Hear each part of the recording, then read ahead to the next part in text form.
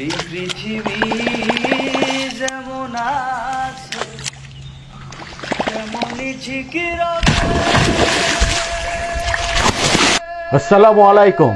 বড়শিতে আটকানোর আগে যদি ওনাকে বোঝানো হতো উপরে মানুষ আছে, মানুষের কাছে দা, বটি, ছাই, হলুদ, মরিচ, লবণ, কড়াই, গরম তেল, আগুন আছে যাতে ওনাকে ফ্রাই করা হবে, উনি কখনোই বিশ্বাস করতেন না।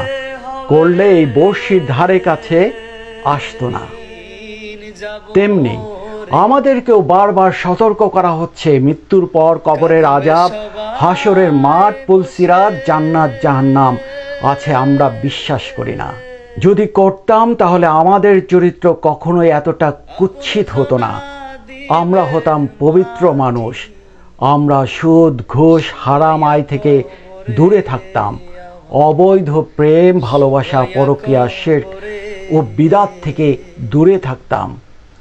এই মাছটির মতো আমাদেরকেও একদিন সত্যের মুখোমুখি হতে হবে, নিশ্চিত জেনে রাখুন।